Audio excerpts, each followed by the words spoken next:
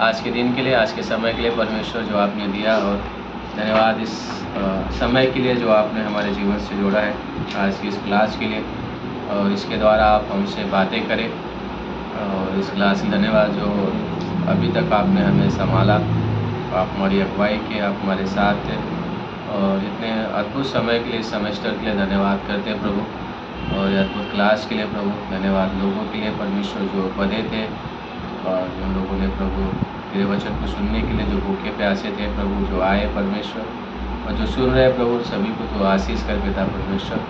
और इस क्लास को हम तेरे हाथों में सौंपते हैं, सारा आदर महिमा आपके हाथों में सौंपते हुए ये प्रार्थना यीशु मसीह के नाम से करते हैं, आमीन। ओके, तो पिछला क्लास कहाँ तक सिखाया था, कुछ याद है? फिर उसके बाद हम लोग कंटिन्यू करते हैं, राइट? शैतान के कार्य की हाँ, योजना के शैतान बारे के में कार्य की बताया। योजना परमेश्वर के संबंध में ना। हाँ, तो योजना क्या है, जैसे चुनौती देता है। हाँ, चुनौती परमेश्वर देता है, झूठा बताता है, परमेश्वर के भलाई पर निशान लगाता है, परमेश्वर के विरुद्ध कार्य करने की कोशिश करता हाँ, है, ओके। या परमेश्वर को बदनाम करता है, बदनाम करता है, परमेश्वर के अगुओं को भी पाप करने की हाँ, उभारता रहता है बार-बार। यस यस, करता रहता है। परमेश्वर की निंदा करता रहता है। बुरी शक्तियों की शक्ति देता है, झूठी शिक्षा को बढ़ावा देता है ना, पाप को सक्रिय बढ़ावा देता है, जगत में परमेश्वर के काम को विरोध करता है, राइट? और क्लेश में नकली राज ना, महाक्लेश में नकली राज की स्थापना, जो परमेश्वर का विरोध करेगा। पूरे संसार में एक ही सत्ता, धन और धर्म होगा, यह उसकी क्या है, योजना और स्ट्रेटजी है।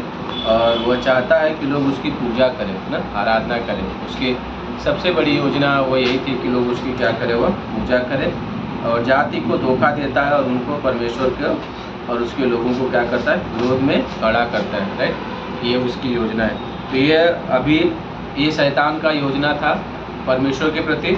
अभी हम लोग देखेंगे मसीह के प्रति, मसीहा अर्थात यीशु मसीह के प्रति उसके संबंध कैसे है ना, उनके साथ परमेश्वर अर्थात यीशु मसीह के साथ शैतान का किस तरह से उसका व्यवहार है, किस तरह से वो काम करता है यीशु मसीह के प्रति, वो हम देखेंगे, ठीक है? मसीह के जन्म के समय हेरोदेस को भड़काया कि वह उसे मार डाले। सबसे बड़ी आपको पता है, यीशु मसीह के जन्म के समय में आपको पता है, मत्ती का किताब 2 अध्याय 13 से 16, प्रकाशित वाक्य 12 अध्याय 1 से 5 के बीच में यह वचन ये बताता है कि जब यीशु मसीह का जन्म हुआ, जब हेरोदेस ना, कि जब उसके पास आए वो राजा, तो वो जो ज्योतिषी लोग थे, तो उन्होंने क्या बोला, यहूदियों का राजा कहाँ है, राइट? तो वो बोला कि और कौन सा राजा पैदा हो गया, एक तो मैं ही हेरोदेस हूँ, मैं ही राजा हूँ, मेरा और कौन राजा हो सकता है? तो उसने पूछा वो कितने, तो बोले कितने साल का, तो इसलिए उसके जन्म के हिसाब से उसने आंकड़ा लगा के पूछा तुमने तारा कब देखा था, कब निकला था? तो उन्होंने वो बताया, और उस समय काल से उसने लेके क्या किया, उसने 1 साल से लेके, जन्म से लेके 2 साल के बच्चों को क्या किया, उसने मरवा दिया था। ये किसकी योजना थी ना? भले हेरोदेस वहाँ पर वो अपने दिमाग से, अपने वो स्थान के लिए, अपने राजा के पद के लिए वो चीज़ों को उपयोग कर रहा था, पर उसके पीछे शैतान था जो वह मसीहा को वो क्या कर रहा था, वो ख़त्म करना चाह रहा था, वो मसीहा को डिस्ट्रॉय करना चाह रहा था, जिसके लिए उसने वो क्या किया, कराया। तो ये वो पहली रणनीति थी उसका जो उसने किया। तो दूसरा आ गया है कि जंगल में मसीह की परीक्षा लिया। उसने क्या किया, जंगल में यीशु मसीह की क्या किया, उसने परीक्षा ली। क्या परीक्षा ली? कि अपनी आवश्यकताओं को पूरी करे ना। अगर तू परमेश्वर का पुत्र है तो कह दे इस रोटी को क्या हो जाए, पत्थर को कह दे क्या बन जाए, रोटी बन जाए। मतलब यीशु मसीहा को वो बोल रहा था कि तू अपनी आवश्यकताओं को क्या कर, पूरी करे, कि अपनी महिमा करे, मतलब उसकी महिमा मतलब वो करे। वो चाहता था कि जो कुछ उसका है उसको शैतान के तरीके से पाना है। मतलब वो बेसिकली अगर आप देखोगे मत्ती का किताब 4 अध्याय, जब शैतान इब्लीस वो आता है तो प्रभु यीशु मसीह 40 दिन 40 रात उनका फास्टिंग रहता है, प्रेयर रहता है, वो उपवास करते हैं। उसके बाद उनके पास आ रहा है, सबसे पहले उनके शरीर के ऊपर आक्रमण कर रहा है, फिर उनके उस स्थान के ऊपर, अगर तू परमेश्वर का पुत्र है ना तो तू अपने आप को नीचे गिरा दे ना। वो एक टेस्ट कर रहा है, पहले उनके शरीर के ऊपर, फिर उनके क्या बोलते हैं स्थान के ऊपर, फिर आगे वो जो परमेश्वर के साथ उनका संबंध था कि परमेश्वर को छोड़ के तुम मुझे प्रणाम करना तो मैं तुझे सब कुछ क्या करूँगा, तुझे दे दूंगा। तो वो उनके वैभव के ऊपर शैतान क्या कर रहा है, वो आक्रमण कर रहा है ना, उनके महिमा को, जो कुछ उसका है उसको शैतान के तरीके से पाना, कि शैतान की उपासना करे, राइट। वो यही चाह रहा था, वो वहाँ पे वो तरीके अपना रहा है ना। परमेश्वर के मत्ती का किताब में अगर हम देखते हैं तो वो अपने तरीके, अपनी योजना अपना रहा है उस तरीके से लोगों के जीवन में क्या करने के लिए, काम करने के लिए ना। आगे लिखा है कि इजराइल के द्वारा मसीह को त्यागने का उपाय निकालना, ठीक है। इजराइल के द्वारा मसीह को त्यागने का उपाय निकालना, मत्ती का किताब 12 अध्याय 22 से 32। मत्ती का किताब 12 अध्याय 22 से 32 यह जो बताता है कि इजराइल के द्वारा मसीह के त्यागने का उपाय निकालते हैं। मतलब यहाँ पर वो एक तरीका निकाल रहा है कि ताकि लोग मसीहा को, वो लोग क्या कर सके, उसको त्याग कर सके ना। उसको ना बोलते ना कि वो अपने घर आया और अपने ने उसे क्या किया, ग्रहण नहीं किया, उसको एक्सेप्ट नहीं किया, उसको स्वीकार नहीं किया, ठीक है। तो उसके बारे में बात कर रहा है। आगे लिखा है शिष्यों में गड़बड़ी डाला। उसने क्या डाला, शिष्यों में गड़बड़ी डाला। अब देख रहे हैं तरीका, जन्म के समय में किसको, राजा का उपयोग कर रहा है, हेरोदेस का, उसको जन्म से खत्म करने के लिए। अब मसीहा बड़ा हो गया है, ठीक है, प्रभु की अब सेवा के लिए वो आगे तैयार हो रहा है, तो अब वह आके मसीहा का परीक्षा ले रहा है। अब मसीहा जब आगे चल के वो शिष्यों को लिया कि उसके साथ जो सेवा करेंगे, मसीह का कार्य को पूरा करेंगे, अब वो शिष्यों का उपयोग कर रहा है, समझ रहे हैं। वो शिष्यों के ऊपर क्या कर रहा है, उनके ऊपर गड़बड़ी डाल रहा है। मत्ती का किताब 16 अध्याय वचन 21 से 23 है ना। मत्ती का 16 21 से 23 पढ़िए, फटाक दे थोड़ा। मत्ती का 16 21 से 23।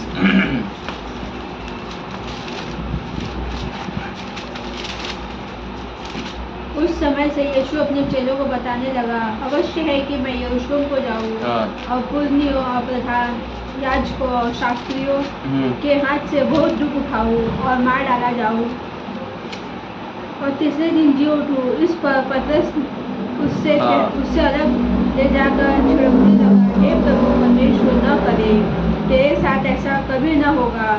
उसने मुड़कर पतरस से कहा, हे शैतान, मेरे सामने से दूर हो, तू मेरे लिए ठोकर का कारण है, क्योंकि तू परमेश्वर की बातों पर नहीं परंतु मनुष्य की बातों पर मन लगाता है। ओके, तो आपको पता है ना, जब प्रभु यीशु मसीह ने कहा कि मैं क्रूस पर मुझे जाना, यरूशलेम में जाऊंगा, मुझे वहाँ पे सताया जाएगा, मुझे क्रूस पर डाला जाएगा, तो शैतान उस सिमोन अर्थात पतरस के अंदर डाल के क्या बोलता है, हे परमेश्वर तू क्रूस पर नहीं जाएगा। तो प्रभु यीशु मसीह वहीं पे तुरंत वो जवाब देते हैं, क्या बोलते हैं, शैतान मेरे पीछे हो ले ना। लाइक क्यों उसको बोल रहे हैं, वो तो प्रभु का दास था ना, उसने 3.5 साल का बाइबल कॉलेज किया, वो सीखा हुआ है, पर कहीं ना कहीं पता है क्या हुआ था, वो शैतान उसके अंदर जब वो क्या कर रहा था, वो बात कर रहा था, शैतान उसके थ्रू बात कर रहा था। अभी समझ रहे हैं, राजा का उपयोग कर रहा है, उसके स्थान पर आक्रमण कर रहा है, शिष्यों का उपयोग कर रहा है, समझ लें, मसीह के जीवन में, मसीह के संबंध में शिष्यों का इस्तेमाल कर रहा है ताकि वह क्या कर सके, वह रोक सके, ठीक है। आगे बगीचे में मसीह की परीक्षा की कि वह क्रूस पर चढ़ने से बचे और परमेश्वर की इच्छा को पूरी न करे, ठीक है। अभी आगे उसने देखा कि अभी शिष्य नहीं मान रहे हैं, शिष्य के रोकने से भी नहीं रुक रहा है, तभी वो खुद गतसमनी के बगीचे में, लूका का किताब 22 अध्याय 39 से 46 में वो है, आप लोग उसे घर पे जाके पढ़ सकते हैं। तो वहाँ पर लूका का किताब 22 अध्याय में जब वो प्रभु यीशु मसीह वहाँ पे गतसमनी के बगीचे में प्रार्थना करते हैं और वो बोलते हैं कि हे पिता, अगर हो सके तो एक कटोरा मुझसे दूर कर दे, पर मेरी नहीं परंतु तेरी इच्छा क्या पूरी हो। और वो जो पसीना होता है वो क्या होता है, वह लहू में, राइट, वो लहू में निकल रहा है ना, वो लहू में क्या हो रहा है, वो टप टप नीचे गिर रहा है ना। तो कहने का मतलब बेसिकली ये है कि अब वो परमेश्वर है, अब वो परमेश्वर प्रभु यीशु मसीह मनुष्य के उद्धार के काम के लिए जा रहे पूरा करने के लिए, तब वो उनको रोक रहा है ताकि वो क्रूस पर जो है न ऐसा बोले थे ना कि पूरा नरक बोलते ना, पूरा जो दुष्ट आत्माओं की शक्ति थी उस समय प्रभु यीशु मसीह के ऊपर अटैक कर चुका था। पूरा का पूरा जो थे ना, 1/3 पूरा उसके विरोध में खड़े हो गए थे कि पूरा अपनाने के लिए, ताकि ये क्रूस पर न जा सके ना। लेकिन हम जानते हैं कि क्रूस जो है वो मसीहा हमारे लिए लिया, उसको पता था कि जो उद्धार है जो लोगों का बचाया जाना है, जो लोगों को जीवन पाना है, वो कहीं और नहीं है, वो क्रूस पर ही है ना। तो वो इसलिए वो उद्धार का काम पूरा करने के लिए आया था। वो मसीहा का जो योजना था, जो मसीह इस धरती पर आया था, जो उसके नाम का मतलब है कि उद्धार करने वाला, उस मकसद को, उस उद्देश्य को पूरा करने के लिए आया था ना। तो इसलिए, लेकिन वह रोक रहा है। कौन रोक रहा है? वो शैतान, वो जो इब्लीस है, वो रोक रहा है मसीह के संबंध में ना। वो रुकावट लेकर आ रहा है, वो बाधाएं लेकर आ रहा है। वो योजना जो परमेश्वर ने उसको दिया है कि उसे पूरा करने के लिए, प्रकाशित वाक्य आई थिंक 12 अध्याय वचन 8 के अनुसार कि जगत की उत्पत्ति से पहले मेमना घात किया गया, राइट। उत्पत्ति का किताब 3 अध्याय वचन 15 में कि स्त्री का जो है सर, वो क्या कर, स्त्री का पैर क्या तेरे सर को क्या करेगा? कुचलेगा। ये पहली भविष्यवाणी, उत्पत्ति का 3 अध्याय, ये पहली भविष्यवाणी है जो मसीहा के बारे में भविष्यवाणी की गई थी कि आने वाला मसीहा इस स्त्री के द्वारा आएगा और यही तेरे सर को क्या करेगा? कुचलेगा। ये परमेश्वर ने किया था। लेकिन यहाँ पर क्या हो रहा है? वो रोक रहा है कि ताकि वो मेरी जो हार न हो। क्यों?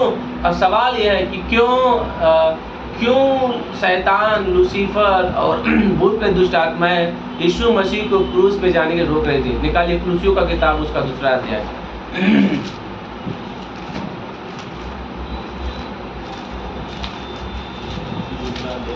हाँ,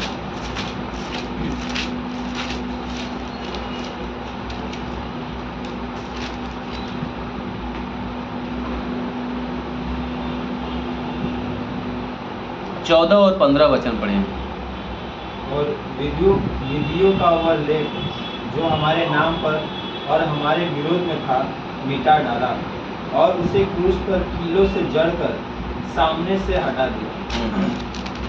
और उसने प्रधानताओं और अधिकारों को ऊपर से उतारकर उनका खुल्ला तमाशा बनाया और क्रूस के द्वारा उन पर जय जयकार की ध्वनि सुनाई। Okay, B part underline कर लीजिए 15 का। क्रूस के द्वारा उन पर क्या हुआ? जय जयकार की ध्वनि, मतलब बोलते हैं ना कि विक्ट्री। जैसे जब राजा क्या होता है ना, जब किसी युद्ध लड़ते हैं और एक राजा जब दूसरे राजा के ऊपर विजय पाता है तो वहाँ पता है तुरही बजाई जाती है ना, पिपड़ी में करके कि मतलब युद्ध की घोषणा हो गई है और युद्ध की विजय हो चुकी है, वो जीत चुके हैं। यहाँ पर सेम वही हो रहा है। उस पूरे शैतान की युक्ति की, पूरे दुष्टात्मा की युक्ति को यहाँ पर कुलुस्सियों का किताब 2 अध्याय वचन 13 और 14 और 15 वचन बता रहा है कि उसने खुल्ला बोलते हैं तमाशा, बोलते हैं ना, उस तमाशा मैंने पिछली क्लास में बताया था कि वो जो जैसे कोई व्यक्ति है जिसको उस जमाने में उसको बीच में रखते थे, निवस्त्र कर दो ना, और उसको लोग हंसते थे, मजाक उड़ाते थे। उस तरह से शैतान उसकी युक्तियों को क्या करा? उसने मजाक बना दिया, राइट। उसने खुल्ला तमाशा बना। तो कहीं ना कहीं उनको पता था कि जो क्रूस है यह सबसे बड़ा हार का उनके स्थान है, सबसे बड़ा उनके हार का और मसीह की विजयी का स्थान है। वो सिर्फ मरना, कई बार होते क्रूस पे प्रभु यीशु मसीह क्यों गया, क्यों प्रभु यीशु मसीह क्रूस पर मरा, क्या कारण ये, लेकिन उस आप रणनीति को समझिए।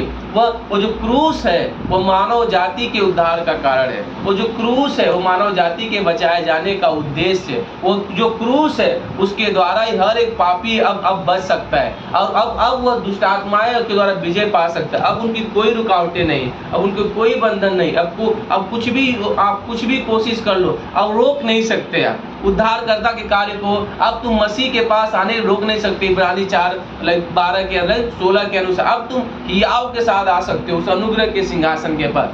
हुआ कैसे? क्रूस के द्वारा। और इसी क्रूस को जो मसीह के संबंध में था, जिसके लिए मसीहा इस धरती पर आने वाला था, वो लोग रोकने की कोशिश कर रहे थे। समझ गए आप? ठीक है, तो ये था। अब आगे देखते हैं अविश्वासी के संबंध में वो क्या करता है। ठीक है, अविश्वासी के संबंध में वो क्या करता है। अविश्वासी के संबंध में उनका पिता है, याद रखना, शैतान उनका क्या है? पिता है। यूहन्ना 8:44। ठीक है, अविश्वासी का वो शैतान क्या है? अविश्वासियों का पिता है, याद रखना। जब इसीलिए हमेशा हमारे ग्रेटर गेट चर्च हमेशा ये सिद्धांत है, ये हम सिखाते हैं कि कभी भी अगर आप एक विश्वासी हो, एक लड़का हो या लड़की हो, कभी भी भूल के एक जो है अविश्वासी लड़के या लड़की के साथ शादी मत करना। क्यों? क्योंकि यहाँ पर क्या बोला है? उनका हमारा पिता कौन है? परमेश्वर है। यीशु मसीह हमारा पिता है, लेकिन उनका पिता कौन है ना? शैतान उनका पिता है, राइट। और कभी भी जब हम यीशु मसीह के साथ हम जब यीशु मसीह में होते हैं, किसी अविश्वासी लड़की के साथ या अविश्वासी लड़के के साथ जब जाते हैं, मैरिज करते हैं, तो याद रखना जो उसका पिता है वो कौन बन जाता है? वो शैतान बन जाता है। और शैतान कभी भी, याद रखना, कभी भी वो चैन से रहने नहीं देता, वो चैन से हमें हमारा जीवन को व्यतीत नहीं करने देता। इसलिए हमें सावधान रहना है। क्यों? क्योंकि वो उनका किसका पिता है? वो अविश्वासी से। यूहन्ना 8:44 की वह अविश्वासियों का पिता है। इसलिए अपने आप को हमें संभालना है ना मसीह जीवन में। अगला पॉइंट है, और उनके प्रति क्या करता है? अविश्वासी के प्रति, सच्चाई के प्रति उनके मन को क्या करता है? अंधा करता है। सुनिए चीजें, खाली लिखते रहिए और इस पॉइंट को ध्यान दीजिए, ठीक है। अब क्या पिता है, अब उनकी आंखों को क्या कर रहा है? अंधा कर दे रहा है। दूसरा कुरिन्थियों का 4 अध्याय वचन 3 से 4, ठीक है। दूसरा कुरिन्थियों किताब 4 अध्याय वचन 3 से 4, उनकी आंखों को क्या कर रहा है? वो अंधा कर दे रहा है। अब वो देख नहीं पा रहे, समझ रहा है? वो आत्मिक चीजों को, वो आत्मिक कार्य को, आत्मिक योजना को, आत्मिक प्रतिफल को, आत्मिक उद्देश्य को अब वो देख नहीं पा रहे। अब उस पिता को, जो स्वर्गीय पिता है, उसको देख नहीं पा रहे, इसलिए उसको रोकने की कोशिश कर रहे, समझ रहे? इसलिए एक विश्वासी होने के नाते हमारे जीवन का उद्देश्य यह होना चाहिए कि हम इस बातों को समझ सकें कि जो अविश्वासी है वो इसलिए हमारी बातों को समझ नहीं पाते क्योंकि उनकी आंखें इस संसार के ईश्वर ने, अर्थात जो उनका पिता है, जो शैतान है, जो स्मॉल जी है, उसने उनकी आंखों को क्या किया? अंधा कर दिया। इसलिए हमें बहुत सावधान रहना है अविश्वासी के प्रति। आगे क्या करता है? सुसमाचार को छीन लेता है। अविश्वासी संबंध में क्या करता है? सुसमाचार को छीन लेता है। मरकुस का किताब 4 अध्याय 13 से 15। वो सुसमाचार को क्या करता है? वो छीन लेता है। उनके जीवन से वो सुसमाचार को क्या कर रहा है? वो छीन ले रहा है, समझ रहे हो? अब आप उसको रिसीव नहीं कर सकते। आप कई बार देखो ना कैसे लोग विरोध करते हैं हम जब सुसमाचार प्रचार करने जाते हैं, राइट। कितना लोग, हम लोग अभी इस बुधवार को मैं और लालू हम लोग गए थे सुसमाचार प्रचार करने के लिए। मैं एक आदमी से बात कर रहा था ना, वो आदमी से बात कर रहा हूँ तो मुझे वो आदमी कुछ और ही बात बता रहा है। वहाँ पे एक मंदिर है, वहाँ पर वो एक वीडियो आता है, वो कोई है, वो ऐसा कुछ पत्ता बांधोगे तो आपको बच्चा हो जाएगा, बेल का पत्ता, धतूरे का पेड़ लगा के करोगे तो बच्चा, लाइक बहुत अलग अलग चीज़ें बता रहा था। फिर मैंने प्रे किया, मुझे मालूम पड़ा कि कहाँ से आवाज़ें आ रही। फिर मैंने उसको समझाया कि यीशु मसीह के आने का मकसद क्या है। यीशु मसीह उद्धार करता है, वो बेल का पत्ता इस्तेमाल नहीं करता है ना, वो अपने शब्द को इस्तेमाल करता है, वो सच्चाई है। मेरा ये कभी नहीं हो सकता, इम्पॉसिबल। मैंने एक और व्यक्ति का उदाहरण दिया, एक और बाबा का, फिर जाके उस व्यक्ति ने सुना और फिर मैंने उसको समझाया। लेकिन कहने का मतलब क्या है? वो छीन रहा है। आप उनके पास जाइए, लोगों के पास, इस संसार के पास।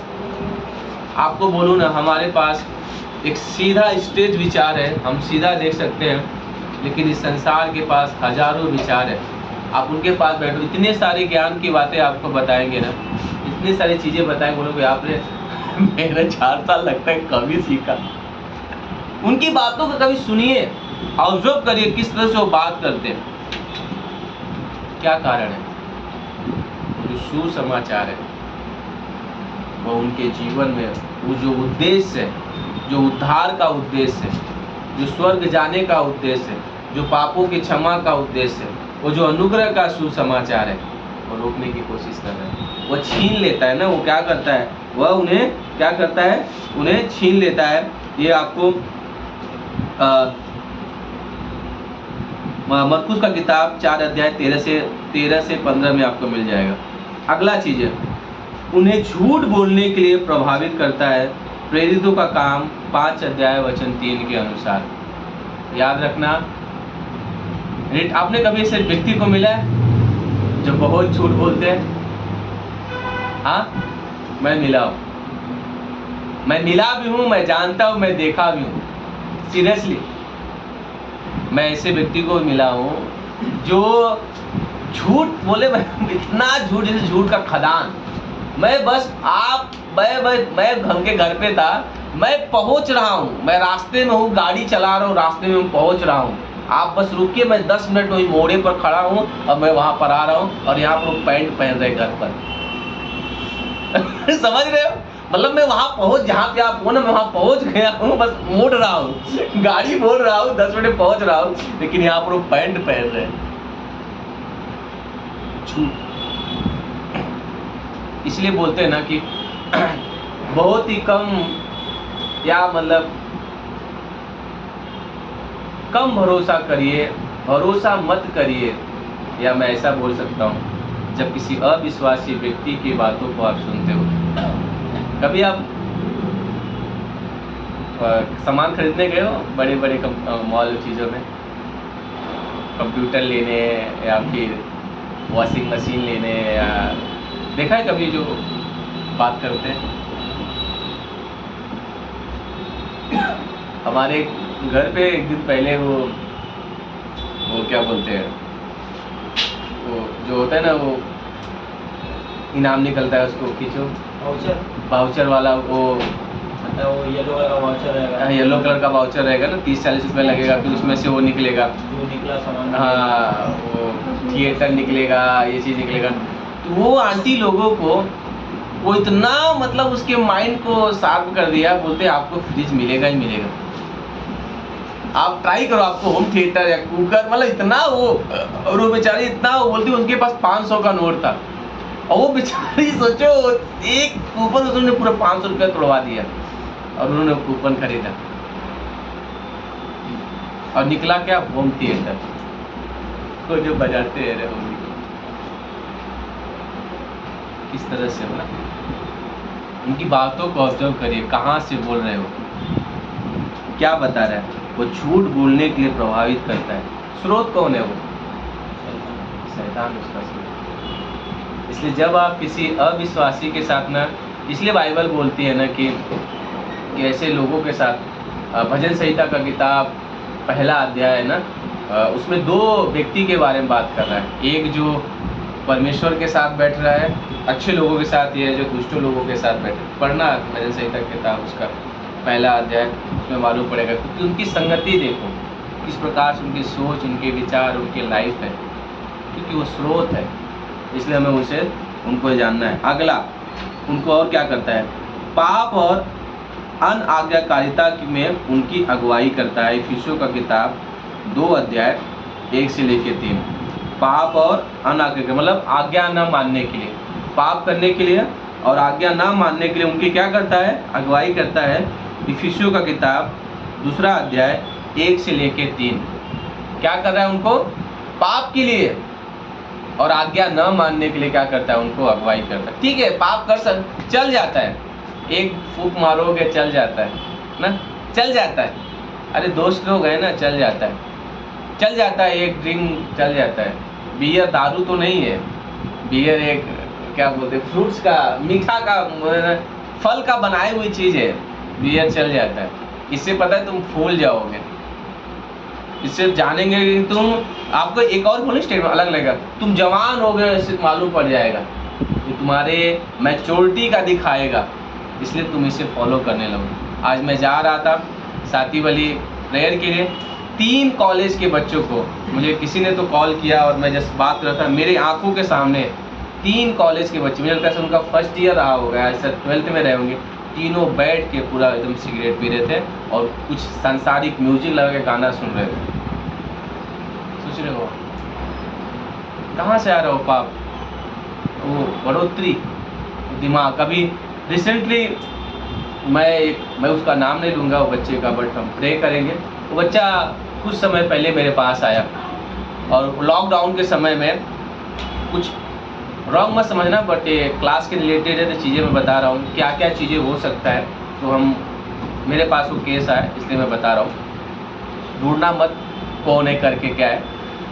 वो लड़का मेरे पास आया और बोलता है भैया मुझे कुछ चीज़ें आपसे सुनना है, चाहिए। मतलब कि ठीक है, क्या हो गया? तो वो बोलते जब लॉकडाउन लगा ना, तो लड़का सब बंद, कहीं कुछ नहीं है, तो बोलता था 1500 से 2000 रुपये का एक दिन का वो लोग सिगरेट पी जा रहे थे। 1500 से, कई लोग बिलीव कितने का सिगरेट पीते होंगे वो, 1500 कितना सिगरेट पीता होगा। 1500 से 2000 बजे हम लोग एक दिन हम लोग सिगरेट पी जा रहे थे। पैसा कहाँ से आता था? चुरा के कहीं से की चीज़ें से। कुछ नहीं है वहाँ पे, कोई चर्च सब बंद है, कुछ संगति नहीं है, चलो। और यहाँ तक कि बोलता है भैया मेरे दोस्तों ने मुझे बढ़ाया, मुझे वो लत लगाया, मैं नहीं बोलता था, नहीं करता था, बट दोस्तों के चक्कर में कोई कुछ था नहीं और मैं भी उनके चक्कर में आया, मैं भी डबल सिगरेट एक साथ में पीना चालू किया। और ऐसा एक दिन आया ना कि उनके दोस्तों लोग ने उसके साथ वो चीज़ें किया, उस नशे में उस लड़के के साथ ना डेली जो चीज़ें नहीं होना चाहिए था, वो पूरा रोने लगा। इतना शर्मिंदगी से इतना टूटा हुआ अंदर था। बोले भैया मैं क्या करूं? मैंने उसको जस्ट अनुग्रह के बारे में बताया, प्रेम के बारे में बताया कि लेट्स डोंट वेरी, जो हुआ वो तो बोलता है भैया बहुत चीज़ें हुआ, मतलब आप समझ सकते हैं, सब यहाँ पे यंगी सब बैठे हैं कि किस चीज़ का किस तरह से उस लड़के का इस्तेमाल हुआ। बट वो रो रहा था, भैया मैं क्या करूँ, चीज़ें मुझे बहुत चीज़ें था, बट मैंने उसके लिए प्रे किया, उसको समझाया कि नहीं अनुग्रह है, प्रभु ने तुम्हारे पाप को क्षमा किया, लेकिन दोबारा से फिर पाप मत करना, अपने आप को वो चीज़ें से बचाए रखो। पर मैं ये बता रहा हूँ कि किस तरह से आज के यंग जनरेशन को, आज की पीढ़ी को ना किस तरह से उनके मनों को कलुषित कर रहा है, उनके दिमागों के साथ, उनके विचारों के साथ खेल रहा है ना। वो बढ़ावा कहाँ से आ रहा है? ये जो बताया मैं आपको, पाप और अनाज्ञाकारिता की उनकी अगुवाई कर लो, चल जाता है ना, फैमिलियरिटी हो सकती है। और रियली अभी रिसेंटली आप बताओ ना कि वो इतना, अभी फिर से मुझे पिछले हफ्ते उस लड़के का फ़ोन आया और पता उसने क्या बोला, please keep praying for me, I am still facing that things. समझ रहे आप? इसलिए उस स्रोत से सावधान रहिए। ये जो स्रोत है किस तरह से लोगों के मनों में वो काम कर रहा है, लोगों के विचारों में काम कर रहा है, लोगों के सोच में वो काम कर रहा है, लोगों के मनों में, उनकी इच्छाओं में, भावनाओं में, विवेक में वो काम कर रहा है। हमें सावधान रहना है इन सब चीज़ों से, क्योंकि वो जो स्रोत है जो इसलिए अविश्वासी के साथ बहुत रिलेशन जो है ना, मैं बोलता हूँ, मैं एक दोस्त होने के नाते हाय हेलो कर सकता हूँ, और उनकी संगति में डेली सभा में सोचिए 100 बार, क्योंकि उनके वर्ड, उनके शब्द आपको थोड़े समय की एंजॉयमेंट दे सकते हैं ना, लेकिन आपकी लाइफ को ना, मैं गारंटी बोलता हूँ, आपको पाप की ओर मोड़ के लेके जा सकते हैं। इसलिए आप सावधान रहे, ठीक है। आगे क्या करता है उनकी ने, उनका शासक है ना, कुलुस्सियों का किताब 1 अध्याय वचन 13 का, उनका क्या है, वो उनका शासक है, उनके ऊपर वो राज करता है अविश्वासी के ऊपर। अपनी इच्छा में उन्हें कैद रखता है। 2 तीमुथियुस 2 अध्याय 25 से 26। अपनी इच्छा में उनको क्या करता है, कैद रखता है। कैद समझते हैं ना, गुलाम। अपनी इच्छा में अनुसार उनको क्या कर रहा है, गुलाम रखा है। उन्हें पाप का दास बना देता है। यूहन्ना 8:34। उन्हें पाप का क्या बना दे रहा है, दास बन गए। सोचिए, पता है एक होता है पाप करना, एक होता है पाप का गुलाम होना। समझ रहे हो? पाप को गुलाम समझते हो कि नहीं? गुलाम समझ रहे हो ना क्या होता है? किसी मालिक के अधीन होना, वो जैसा कहेगा, जो करेगा वैसा करना। उसी प्रकार से कभी आपने देखा है ड्रग्स लेने वाले व्यक्ति को, वो गुलाम हो चुके हैं। एक अफीम लेने वाले व्यक्ति को, गांजा पीने वाले, ड्रिंक करने वाले, वो गुलाम हो चुके हैं, उसके आदि वो अब पता है, अब ऐसा नहीं है कि वो नशे के ऊपर राज कर रहे हैं, अब नशा उनके ऊपर राज कर रहा है। ऐसा नहीं है कि वो अब पाप उनके ऊपर राज कर रहा है। क्यों? क्योंकि पता है क्या है, वो लत दिया जा रहा है, थोड़ा थोड़ा थोड़ा थोड़ा थोड़ा थोड़ा वो जगह बना रहा है। और वो जगह मानो पता है उस बहते हुए, आपने देखा होगा उस नाली के समान है जो जगह बनाता है, बाद में वो पता है हमारे अंदर मानो कुआं, वो तालाब बना देता है। अब पूरा हो चुका है, मतलब पूरा कंट्रोल हो चुका है, पूरा नियंत्रण हो चुका है अविश्वासी के ऊपर ना। अब वो क्या कर रहे हैं, अब पहले पाप करते थे, अब वो पाप के गुलाम हो चुके हैं। और आप देखिए अविश्वासी लोगों के जीवन को, और किस तरह से ना डेली वो चाह के भी, मैं एक लड़के से मिला, वो बोलता हूँ चाह के भी उस आदत से वो बाहर नहीं निकल पा रहे, कोशिश कर रहे हैं, मेहनत कर रहे, फिर नहीं हो पा रहा है। लेकिन इसका उपाय क्या है? यीशु मसीह। इसका उपाय क्या है? क्रॉस वह स्थान है जहाँ पर, जैसे मैंने बताया है ना, कुलुस्सियों का किताब 2 अध्याय 14 और 15 ना, वो स्थान है जहाँ पे आपको छुटकारा मिल सकता है ना। लेकिन हमें यह जानना है कि इस क्लास रिलेटेड तुमको उनके साथ उसका संबंध क्या है, अविश्वासी के साथ, ठीक है। अब देखो विश्वासी के संबंध में वो क्या करता है, ठीक है। विश्वासी के संबंध में वो क्या करता है? ज्योतिमय स्वर्गदूतों के रूप में धोखा देता है। दूसरा कुरिन्थियों का 11 अध्याय वचन 14। ज्योतिमय स्वर्गदूतों के रूप में उन्हें क्या करता है? धोखा देता है। बहुत अच्छा पास्टर है, हजारों लोग आते हैं, क्या प्रोफेसी करता है, क्या भविष्यवाणी करता है। अरे वो तो कोट निकालता है तो लोग गिर जाते हैं, रुमाल फेंकता है तो लोग पूरा हो जाते हैं, पीछे आता है तो आग निकलता है। और ये ज्योतिमय स्वर्गदूत का रूप धारण करता है।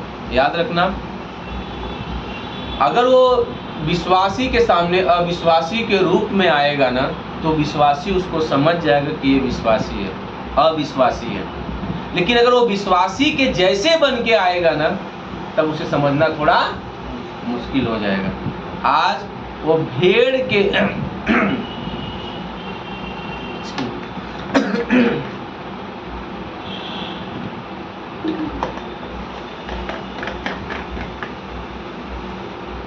आज वो भेड़ के रूप में, पता है, वो भेड़िया बन के चर्च में घुस गया। और वो लोगों के जीवन में हमें लगता है कि नहीं, वो उसके पीछे, हमें लगता है कोई अच्छा है, नहीं, उसके पीछे वो ज्योतिमय स्वरूप का रूप वो धारण करके।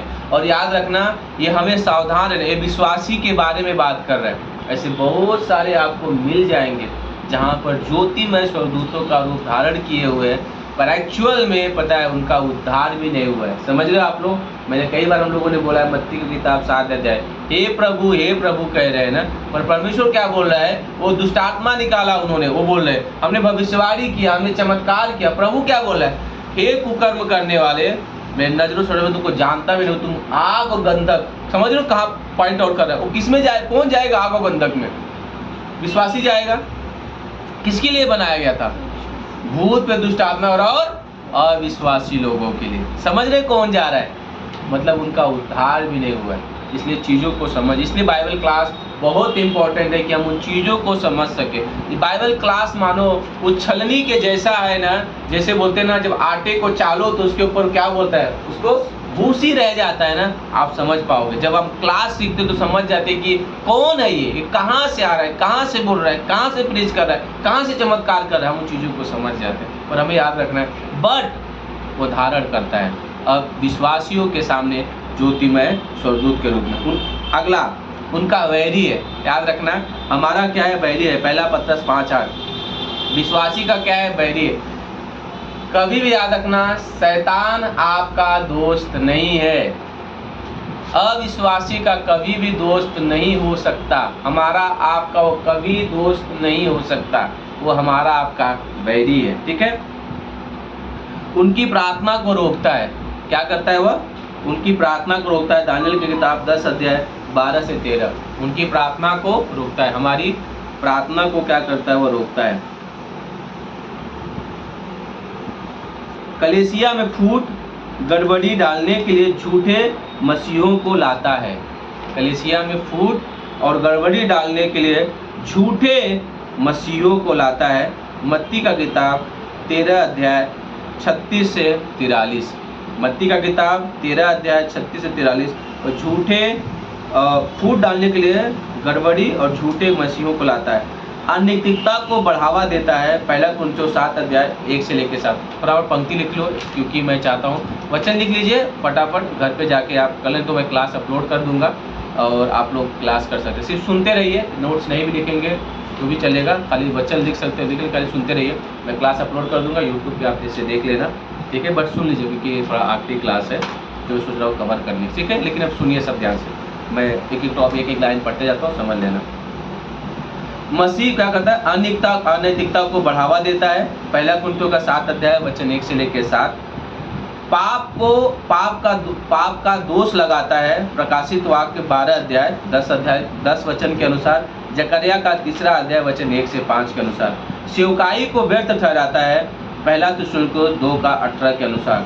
विश्वासियों के विरुद्ध आत्मिक युद्ध को उकसाता है। इफिसियों का किताब 6 अध्याय 10 से लेकर 18। घमंड के जाल में फंसाने का प्रयास करता है, पहला तीमुथियुस 3 का 7। उनके विश्वास को परखता है, लूका का किताब 22 अध्याय 31 से 32। उनको क्षमा न करने के लिए परखता है, पहला कुरिन्थियों 2 अध्याय 9 से 11। कभी उनको रोग और बीमारी के द्वारा सताता है, लूका का किताब 13 अध्याय वचन 16। ठीक है, लूका की किताब 13 अध्याय वचन 16, 2 कुरिन्थियों 12:7। उनकी गवाही तथा परमेश्वर के लिए उपयोगिता को नष्ट करना चाहता है, पहला पत्रस 5 अध्याय वचन 8। पाप करने के लिए उन्हें परीक्षा में डालता है, याकूब की किताब पहला अध्याय 13 से 15, पहला थिस्सलुनीकियों 3 का 5। अब आगे लिखता है, आप ये हो गया, आगे है परमेश्वर शैतान का उपयोग कैसे करता है। परमेश्वर जो है शैतान का उपयोग जो है कैसे करता है। हालांकि देखने में लगता है कि शैतान इस संसार को अपने नियंत्रण में रखता है, परमेश्वर अपने लक्ष्य को पूरा करने के लिए शैतान का उपयोग करते हैं। ठीक है, कई बार ये क्लास हम रेपिटेशन में बात कर सकते हैं इस टॉपिक के ऊपर, और अच्छे से बात, थोड़ा लंबा टॉपिक क्योंकि इसमें बहुत समझने का समय लगेगा कि ऐसा कैसे होता है कि शैतान जो कर रहा है परमेश्वर उसी का उपयोग कर रहा है। इसके बारे में रेपिटेशन में बात कर सकते हैं, पर एक चीज़ बता सकता हूँ कि एक मर्जी है जिसको बोलते हैं सर्वसत्ता की मर्जी परमेश्वर का, और उसमें सुना होगा आपने कहावत ना कि उसकी मर्जी बोले पत्ता भी नहीं हिलता, राइट। तो सब कुछ उसके नियंत्रण में ही है, उसकी मर्जी। भले वो शैतान अपने आप को इतना अच्छा हो कि कहीं ना कहीं उसके हाथों के वो नीचे ही है ना, वो उसके हाथ के नियंत्रण में ही है। तो हमें उस बात को समझना है। और आगे लिखा है कि मनुष्य की पापमय दशा की पुष्टि करने के लिए परमेश्वर इसलिए उसका उपयोग करता है, मनुष्य के पापमय दशा की पुष्टि करने के लिए। प्रकाशित वाक्य 9 अध्याय 20 से 21। पाप के प्रति परमेश्वर के न्याय को पूरा करने के लिए, प्रकाशित वाक्य 9 अध्याय 1 से 11। विश्वासी को विश्वास को परखने के लिए, अय्यूब का किताब पहला अध्याय 8 से 12, इफिसियों का 6 का 16। और विश्वासी को नम्र रखने के लिए 2 कुरिन्थियों 12 अध्याय 7 से 10। इसलिए वो उपयोग करता है इन कारणों के लिए। ठीक है, विश्वासी शैतान का सामना कैसे कर सकते हैं? हम कैसे कर सकते हैं? क्योंकि शैतान परमेश्वर नहीं है, याद रखना इस पॉइंट को। क्योंकि शैतान परमेश्वर नहीं है, इसलिए वह सर्वव्यापी, सर्वज्ञानी, सर्वशक्तिमान भी नहीं है। ये 3 याद रखना, वो सर्वव्यापी भी नहीं है, सर्वज्ञानी भी नहीं और सर्वशक्तिमान भी नहीं है। इसलिए मत सोचना कि वो बहुत ताकतवर है, वो बहुत ज्ञानी है, या वो हर जगह उपस्थित है। नहीं, ये वो उसके अंदर क्षमता नहीं है। वो जो क्षमता परमेश्वर में, ये जो क्षमता है सर्वव्यापिता का, सर्वज्ञानी का और सर्वव्यापी का, ऐसी परमेश्वर के पास है। इस बात को आप समझिए। इसलिए वह एक बहुत ही शक्तिशाली भयानक दुश्मन है। शैतान उस विश्वासी को आसानी से हरा सकता है जो अपनी ही ताकत में उसके विरुद्ध खड़ा होता है। जिस दिन आप शैतान को अपने समझ में, अपनी बुद्धि में, अपनी ताकत में, अपनी शक्ति में, अपने ज्ञान में लड़ना आपने शुरू किया, उसी दिन से आपका गिरावट और गिरना चालू हो। याद रखना, हम अपनी सामर्थ्य में कभी भी न तो शैतान को हरा सकते हैं और न ही उससे आगे जा सकते हैं। समझ में आपको? इसलिए हमें इस बात को याद रखना है। ठीक है, इसलिए शैतान उस विश्वासी को आसानी से हरा सकता है जो अपनी ताकत के विरुद्ध में खड़ा होता है। परंतु बाइबल बताती है कि बाइबल की आज्ञा है, प्रतिज्ञा है कि एक विश्वासी शैतान का सामना कर हरा सकता है। पवित्र शास्त्र तथा मसीह के उदाहरण के द्वारा एक विश्वासी को चाहिए कि वह शैतान को कभी कम न समझे। हमें कभी भी शैतान को कम नहीं समझना है। यहूदा का किताब पहला अध्याय 8 से 10 के अनुसार, परमेश्वर के अधीन हो जाना याकूब 4 के 7 के अनुसार, शैतान का सामना करे याकूब 4:7 के अनुसार, और परीक्षाओं और शैतान की युक्तियों के विरुद्ध विश्वास से खड़े रहें, इफिसियों का किताब 6 अध्याय 13 से 16 और पहला पत्रस 5 अध्याय वचन 8 के अनुसार। पवित्र शास्त्र की सामर्थ को परखें, पवित्र आत्मा की सामर्थ पर भरोसा रखें। जो पवित्र आत्मा आपके अंदर, उसकी सामर्थ पर भरोसा रखें। यूहन्ना 4:4 के अनुसार, इफिसियों 6:18 के अनुसार। यीशु की प्रार्थना का सहारा ले, यूहन्ना का 17 अध्याय वचन 15 के अनुसार। मसीह के नाम में शैतान को डांटे, मत्ती 16:23, यहूदा का 9 वचन, जकरिया 3 का 2। शैतान की योजना में परमेश्वर के वचन के सत्य को काम में लाए। ठीक है, इस बात को याद रखिए। शैतान की योजना में परमेश्वर के वचन के सत्य को काम में लाए। मत्ती का किताब 4 अध्याय वचन 4 क्या लिखा है? मनुष्य किससे जीवित रहेगा? परमेश्वर के वचन से। अगर आप शैतान का सामना करना चाहते हो तो हमें परमेश्वर के वचन का इस्तेमाल करना चाहिए। ठीक है, अभी तीसरा पॉइंट यह है दुष्ट आत्माएं। अभी हमने शैतान के बारे में, उसकी रणनीति, उसके कार्य के बारे में देखा। अब हम देखेंगे दुष्ट आत्माएं। ठीक है, दुष्ट आत्माएं क्या है, उनकी वास्तविकता। दुष्ट आत्माओं को वास्तविकता शैतान की वास्तविकता के समान ही धर्म बाइबल के सच्चाई पर आधारित है। यह जानना हमारे लिए लाभप्रद है कि दुष्ट आत्माएं पतित स्वर्गदूत जिन्होंने शैतान के पीछे चलना और उनकी सेवा करते हैं। राइट, ये क्लास में मैंने बता दिया है कि वह जब उसके अंदर घमंड आया तो उसने 1/3 स्वर्गदूत को भी क्या किया, अपने ऊपर लिया। जब वो गिराया गया स्वर्ग से धरती पर तो अकेला नहीं गिराया था, 1/3 स्वर्गदूत को अपने। याद रखना, वह डिसीव करने में बहुत एक्सपर्ट है। अगर स्वर्गदूतों को धोखा दे सकता है तो हमें भी वह बड़े आसानी से धोखा दे सकता है। ठीक है, तो ये सिद्धांत है जो हम सीख सकते हैं। अगर वो स्वर्गदूतों को अपनी ओर कर सकता है, 1/3 स्वर्गदूतों को, तो जाहिर सी बात है मनुष्य को भी अपनी ओर आसानी से कर सकता है। लेकिन जब आप उस युक्ति को समझ जाते हैं, उस योजना को समझ जाते हैं, तो आसान हो जाता है विश्वास से खड़ा होने के लिए। पर अब दुष्ट आत्माएं कैसे काम करती है उसके बारे में देखते हैं। देखिए क्या है, यह जानना हमारे लिए लाभदायक है कि उन्होंने स्वर्गदूत उसके पीछे चलते हैं और उसकी सेवा करते हैं। अब 1/3 स्वर्गदूत क्या हुए, उसको यीशु मसीह के विरोध पर पिता के खिलाफ, पुत्र के खिलाफ, पवित्र आत्मा के खिलाफ जाके उसके ओर हो गए। अब उसकी ओर ही नहीं हुए, बल्कि वो क्या करते हैं, उसकी सेवा टहल करते हैं। ठीक है, दुष्ट आत्माओं के लिए पवित्र शास्त्र की गवाही बहुत बार बताया गया है। पुराने नियम में व्यवस्था विवरण का किताब 32 अध्याय वचन 17 में बताया गया है। पहला शमूएल 16 14 से 15 में बताया गया है। नए नियम में पहला कुरिन्थियों 10 अध्याय 20 से 21, रोमियो का 8 का 38, सुसमाचार की में मसीह के द्वारा मरकुस 5 1 से 16 में, अंत के दिनों में प्रकाशित वाक्य 9 अध्याय वचन 20। यह पुराने नियम में और नए नियम में उनके बारे में बताया गया है। उनका स्वभाव और काम, दुष्ट आत्मा के स्वभाव और काम क्या है। दुष्ट आत्माएं बुरी युक्ति और अशुद्ध आत्माएं हैं जो अपने हाकिम शैतान की आज्ञा को पूरा करती हैं। वे पतित स्वर्गदूत हैं जो शैतान के नीचे श्रेणी में आते हैं। मत्ती का 12:25, मरकुस का 5 अध्याय वचन 12 से 13। ठीक है, तो ये उसके किसके अधीन काम करते हैं? हाँ, शैतान के अधीन। वो पतित जो स्वर्गदूत रहता है, पतित स्वर्गदूत मतलब मैं बोल रहा हूँ तो याद रखिए भूत के दुष्ट आत्मा की बात है। ठीक है, पतित मतलब गिराए हुए स्वर्गदूत। ठीक है, ओके। दुष्ट आत्माएं भी शैतान के समान कामों में लगी हैं। जिसे शैतान काम में लगा है, ठीक उसी प्रकार से वो भी काम में लगी। क्या क्या काम है? दुनिया के अगुओं को प्रभावित करना, पृथ्वी पर परमेश्वर के कामों का विरोध करना, अविश्वासी में पाप को बढ़ावा देना, विश्वासी को पाप करने के लिए प्रलोभन लेना। ध्यान सुनिए इस पॉइंट पर, फिर से बोलता हूँ। दुनिया के अगुओं को क्या करना? प्रभावित करना, पृथ्वी पर परमेश्वर के कामों का विरोध करना, अविश्वासी में पापों को बढ़ावा देना, विश्वासी को पाप करने का प्रलोभन देना, मूर्ति पूजा का दबाव देना, गलत शिक्षा को सिखाना और मसीह होने का झूठा प्रदर्शन करना। समझ रहे? ये दुष्ट आत्माओं के काम है जो आज वो संसार में वो कर रहे हैं। दुष्ट आत्माएं क्या है? शक्तिशाली हैं। प्रेरितों का काम 19 अध्याय 13 से 16 के अनुसार वो क्या है? शक्तिशाली है। बुद्धिमान है। लूका का किताब 8 अध्याय 26 से 32, वो बुद्धिमान है। भावनात्मक है। याकूब का किताब 2 अध्याय वचन 19 के अनुसार उनके नाम भी हैं। लूका का किताब 8 अध्याय 30 से 31, परंतु वे भी परमेश्वर के अधीन है। लूका का किताब 4 अध्याय 9 अध्याय वचन 42 से 43। याद रखना, वो भी किसके अधीन है? परमेश्वर के अधीन है। उनकी दशा क्या है? दुष्ट आत्माओं की दशा क्या है? पहला है स्वतंत्र और क्रियाशील है। पहला जो दुष्ट आत्मा क्या है? स्वतंत्र और क्रियाशील है। इफिसियों का 6:11 से 12। और कुछ आत्मिक युद्ध में लगी हैं। पहला तीमुथियोस 4 अध्याय वचन 1 के अनुसार। कुछ क्या है? स्वतंत्र है, ठीक है, जो कार्य कर रहे हैं। और दूसरा क्या है? वह युद्ध में लगे हैं। ठीक है, वो क्या है? युद्ध में लगे हैं। आप उनको साधारण में वो युद्ध कर रहे हैं। जो भी चीज़ें याद रखना, जिस दिन से आप विश्वासी हो गए, आपकी लाइफ में उस दिन से जो भी हो रहा है वह कोई दुर्घटना नहीं है।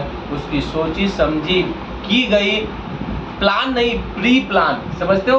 प्लान क्या होता है, बनाया जाता है, प्री प्लान पहले से सेट किया जाता है, वो प्री प्लान है आपके लिए। इसलिए शौक मत होना, हाँ आपके लाइफ में चीज़ें आ रही ना, वो शौक मत होना, उसका पूरा उनका प्री प्लान है आपके लाइफ में, कब कहाँ कैसे क्या चीज़ें देना है, वो पूरी की पूरी जो है योजना है, जो शैतान के अधीन रह के दुष्ट आत्मा है। इस प्रकार से एक विश्वासी और परमेश्वर के दास, पास्टर, अगुवे, टीम मेंबर, चर्च की कलीसिया, चर्च के टीम मेंबर में हर जगह इस तरह से वो लोग क्या करते हैं, काम करते हैं। ठीक है, अगला पॉइंट, दूसरा पॉइंट है इसमें, जबकि अन्य दुष्ट आत्माएं बंद है। मैंने अभी बताया कुछ जो है फ्रीडम है, कुछ युद्ध लड़ते हैं, और कुछ जो है बंद है, और वह कौन है, उनको स्थायी रूप से अथाह कुंड में उनको डाला गया है। दूसरा पतरस का किताब 2 अध्याय वचन 4, यहूदा का 6 वचन, पहला पतरस 3 अध्याय 18 से 20 में।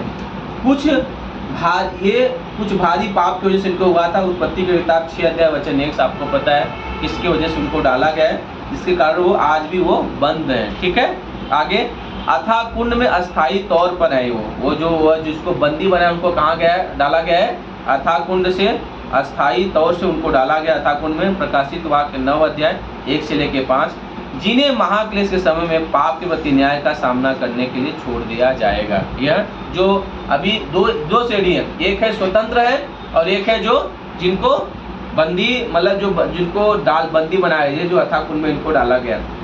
ओके, दुष्ट आत्मा से ग्रसित, अभी हम देखते हैं दुष्ट आत्मा से ग्रसित क्या होता है। बाइबल में यह स्पष्ट है कि दुष्ट आत्माएं मनुष्य और जानवर दोनों को ग्रसित कर सकती हैं। याद रखना, मेरी आंखों से एक बैल को भयानक तरीके से रिएक्ट करते हुए, जमीन से उछलते हुए, 25 आदमी को लगा के भी, रस्सी से बांधते हुए भी, और उसको तोड़ते हुए भी, और एक बड़ा सा 6 फुट का, बोलते हैं ना गांव में गढ़ा बोलते हैं ना गांव में, नहर, उस नहर को मेरे आंखों के सामने उसको पार करते हुए मैंने देखा है। सीरियसली, ऐसे जानवर की बात करो, आपको क्या लगता है दुष्ट आत्माएं कई बार घुस जाती हैं, हाँ जैसे सूअर के बीच में घुसी है ना, जरूरी है कई बार वो घुस जाते हैं। मनुष्य के अंदर तो घुस के काम करते हैं, पर कई बार वो दुष्ट आत्माओं के अंदर, आपने कभी, वो गलत वर्ड है बट आपने कभी बैल देखा है गांव में जिसे छोड़ दिए जाते हैं, क्या बोलते हैं उसको, उसके ऊपर बरम की क्या है, सवारी है, सुना होगा, हमारे अर्जुन भाई को पता है। हम लोग करी हम लोग गाँव में, भैया उस बैल को मत छोड़ना, वो छुटेला बैल है और उसके ऊपर उसकी क्या है, सवारी। और आप बिलीव नहीं करोगे, हमारे गांव में जिसको तक लेते थे ना, उसी के प्रति आते थे, उनका खटिया उलट दिया, उनका मड़ई उलट दिया, उनका पेड़ तोड़ दिया, और यहाँ तक कि उनके जो जानवर थे उनको इसे पूरा सींग से मार उनका रस्सी से तोड़ ताड़ दिया था, इस तरह से। और इटली लोगों को मैंने वहाँ पे लगा कि उसके अंदर वो चीज़ें था, और उसको पता ऐसा, तो ऐसे बोलते ना कि उसको जब पकड़ा गया, कम से कम 40-50 लोग पकड़ के रस्सी बड़े बड़े रस्सी बांध रखा हुआ था। जब हम लोग सुबह में उसको देखा था तो देखा मोटा एकदम, पूरा बड़ी बड़ी उसकी आंखें थी, और उसके ऊपर जब देखा तो वो एक त्रिशूल का, ऐसा बोलते हैं ना, उसके ऊपर से दागा गया था, एकदम पूरा से बोलते जला के उसके ऊपर से निशान लगा हुआ था। दुष्ट आत्माएं काम करती है, हाँ उसको बोलते हैं। ठीक है, तो इसलिए वो चीज़ें भी वो है, इसलिए हमें जानना है इस बात को। ठीक है, ओके, ये जो है हो सकती है, पर एक व्यक्ति के में अंदर बसे हुए दुष्ट आत्मा के द्वारा निर्देशित, नियंत्रित था, प्रेरित होना है।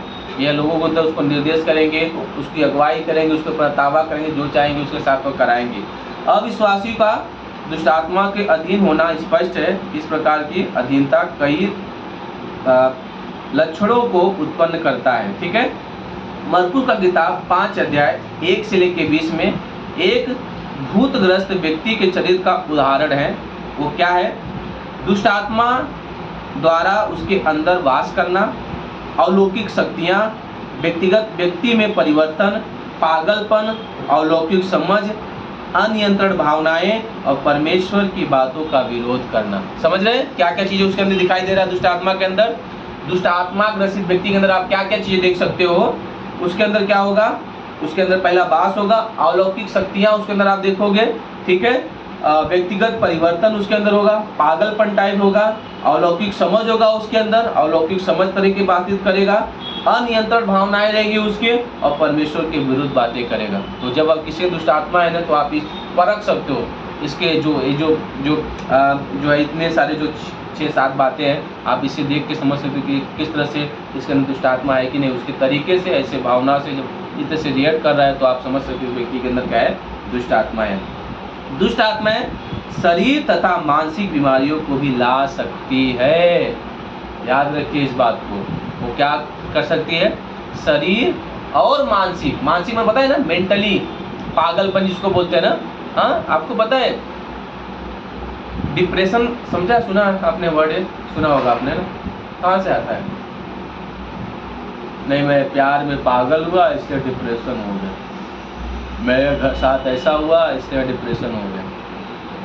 एक वो भी है, लेकिन कई बार एक ये भी तरीका है लोगों के मन में डालने के लिए।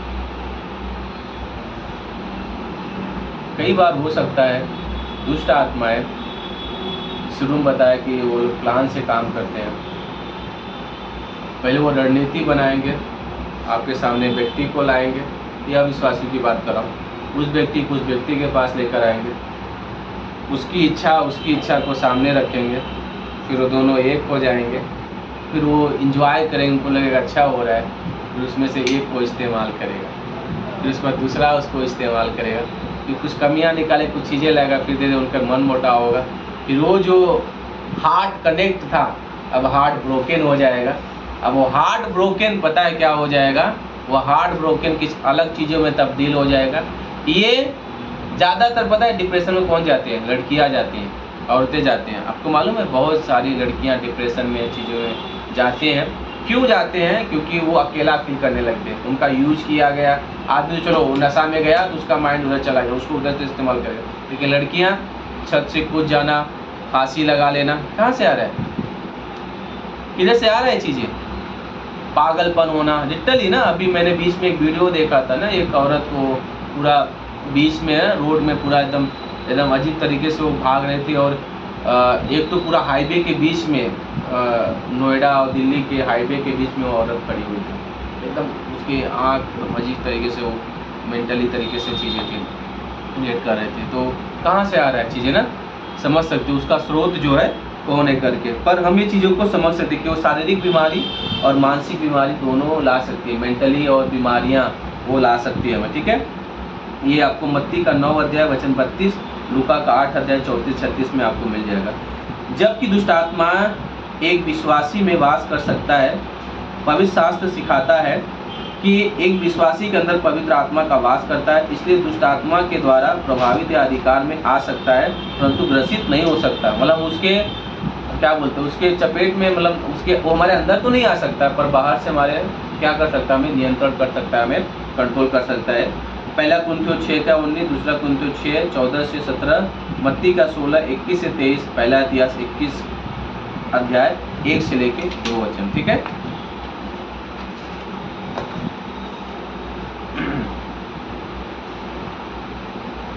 भूतग्रस्त के साथ बर्ताव क्या होता है।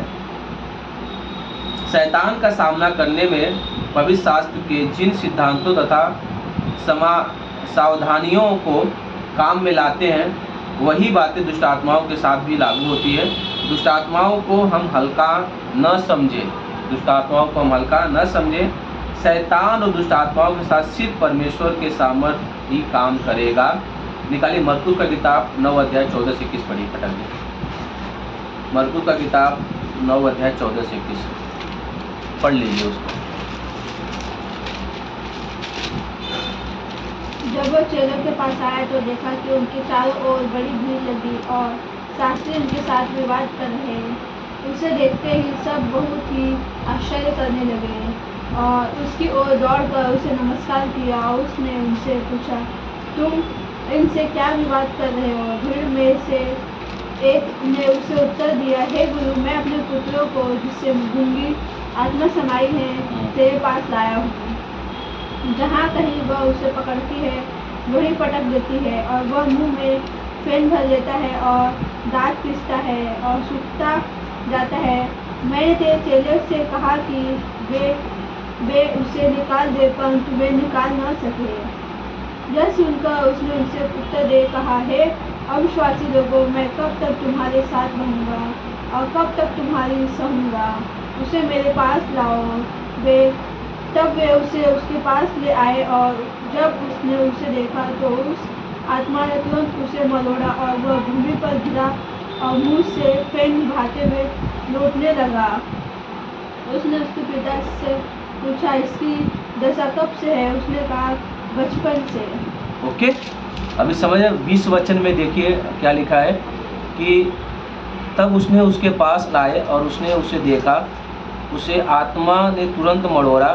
पहला चीज़ है मरोड़ा, दूसरा भूमि पर गिराया, फिर मुंह से फेन बहाते हुए लौटने लगा। ठीक है, कितनी प्रक्रिया हो रही है ना एक दुष्ट आत्मा ग्रसित व्यक्ति के अंदर, कितनी प्रक्रिया हो रही है, कितने कार्य हो रहे हैं उसके अंदर। ठीक है, तो लेकिन ये किससे जा सकते हैं? एक ही चीज़ है, वह है परमेश्वर की सामर्थ के द्वारा, और कोई सामर्थ नहीं। याद रखना, शैतान और दुष्ट आत्माओं की युक्ति के ऊपर विजय पाने का और कोई तरीका नहीं है, सिर्फ एक ही तरीका है, वह यह है परमेश्वर की सामर्थ से, यीशु मसीह की सामर्थ से उनका सामना करना। फिर से बोलता हूँ, परमेश्वर के यीशु मसीह की सामर्थ से उनका सामना करोगे तो ही हम शैतान और दुष्ट आत्माओं की युक्तियों से हम क्या हो सकते हैं? विजय पा सकते हैं। लेकिन हम कई बार हम एक इंसानी होने के नाते, हम ताकत होने के नाते हमें लगता है, बुद्धिमान होने नाते हमें लगता है कि हम उन पर विजय पा सकते हैं। पर याद रखना,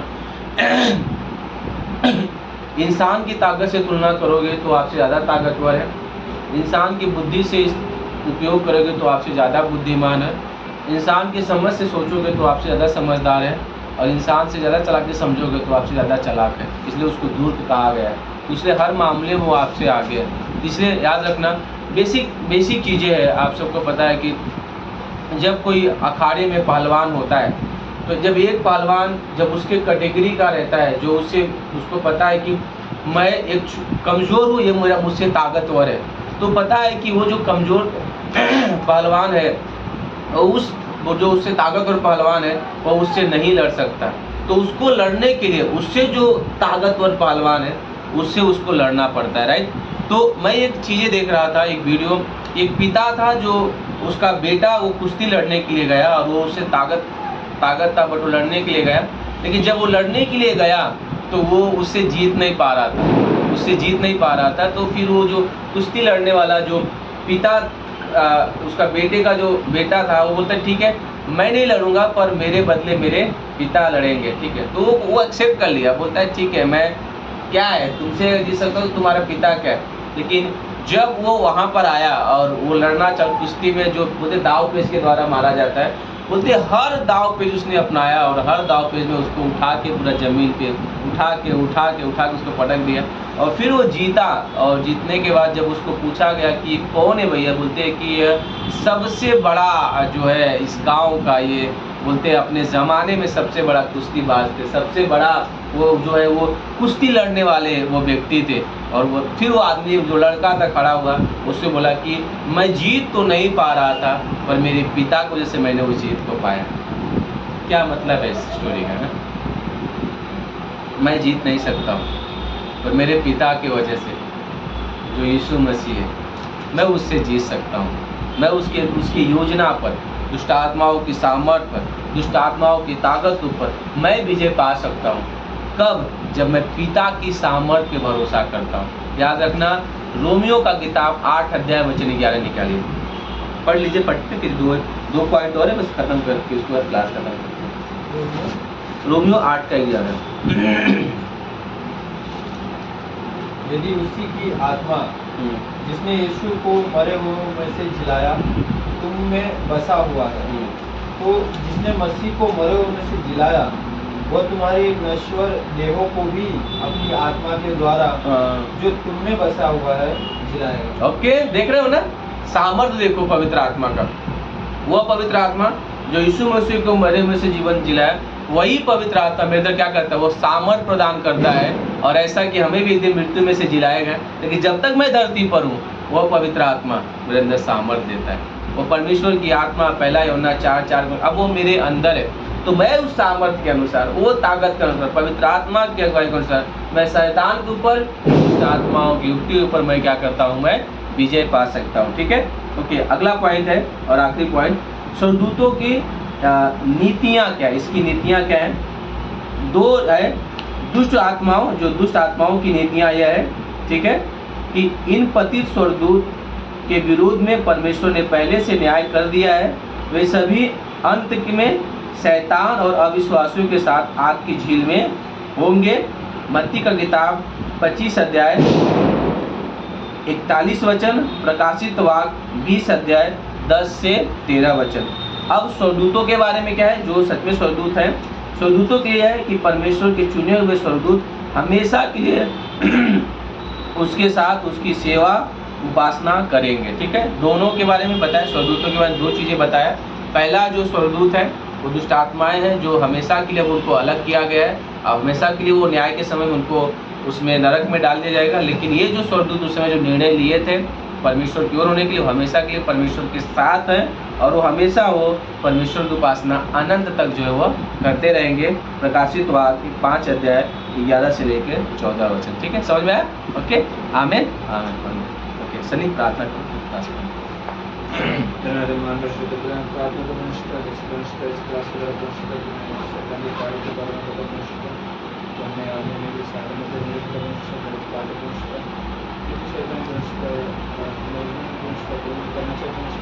मेरे वचन हमें स्मरण होने याद रहेंगे, हम सबके सारे मुख्य सारी बातें को हमारे मेरे बातें मेरे कार्य को भी बात को आपका सकते हैं। आमीन। ओके।